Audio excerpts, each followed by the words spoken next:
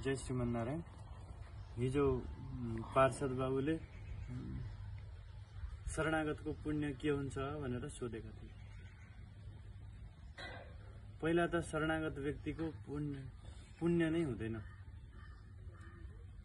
बेचिसकेका गाईको जसरी दूध, गाई बेचिसकेपछि दूध पनि उसैको हुन्छ, गव्य पदार्थ उसैको हुन्छ, त्यसै गरेर शरणागतमा निष्ठा भएका व्यक्तिको नाम मात्रको शरणागत होइन। यद्यपि नाम मात्रको शरणागतमाथि पनि भगवानले कृपा गर्नुहुन्छ, तर शरणागतिमा निष्ठा भएका व्यक्तिले गरेको पुण्य र पाप दुवै भगवानका हुन्छन्।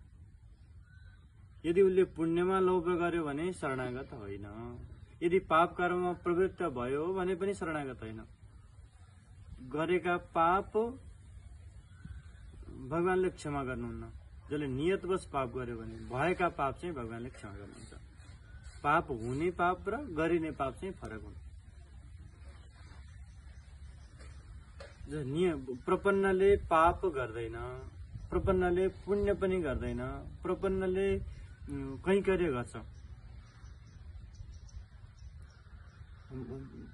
भगवानको सेवा गर्छ, आराधना गर्दछ, कर्तव्य बुद्धिले गर्दछ, सेवा बुद्धिले गर्दछ, जहाँ कि फलको आशाले गर्दैन।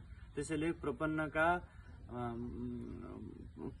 पाप रहँदैनन् र प्रपन्नका पुण्य पनि रहँदैनन्। अब प्रपन्नले पाप गर्न तत्पर भयो भने, दुष्कर्म गर्न, दुराचार गर्न, ठग व्यभिचार गर्न तत्पर बन्यो भने त्यो चाहिँ प्रपन्न रहँदैन।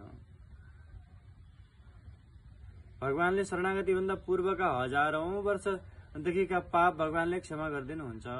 भविष्यमा भोग्नु पर्नका लागि जो जम्मा भएर पुँजी जम्मा छ, जहाँ करोडौं पापहरूको भकारी छ, त्यो पनि भगवानले क्षमा गरिदिनुहुन्छ, त्यो पनि नष्ट गरिदिनुहुन्छ। तर अहिले यो शरीरमा जसले नियतवश भगवानका नाममा नामा अपराध, भक्त अपराध, आचार्य अपचार, भागवत अपचार आदि अपचार गर्दछ भने ती भगवानले क्षमा गर्नुहुन्न।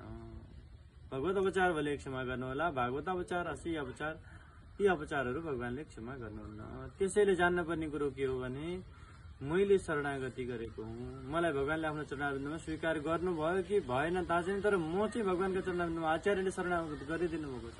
अब भगवानले मलाई स्वीकार गर्नु छ। सक्रियदेव प्रपन्न, एकचोटि मात्रै मेरो शरणमा आयो भने त्यसलाई पश्चात्तिले म ऋणी हुन्छु भन्नुहुन्छ भगवान। अभय प्रदान गर्छु भनेर भगवानले भन्नुभएको छ। त्यसैले शरणागतिमा निर्भर बनौं, कैंकर्यमा निष्ठ रहौं र फलको अभिलाषा र अरू सांसारिक मोहमा प्रतिका अभिलाषा, भगवान छोडेर संसार कुरामा अभिलाषा नराखौं। प्रपन्नका पापले बिगार्दैनन् र प्रपन्नका पुण्यले पनि कुनै गति दिँदैनन् र पापसँग भले नडराउनु, पुण्यसँग चाहिँ प्रपन्न डराउनु पर्दछ। त्यसैले पुण्यको अभिलाषा प्रपन्नहरूमा नरहोस्।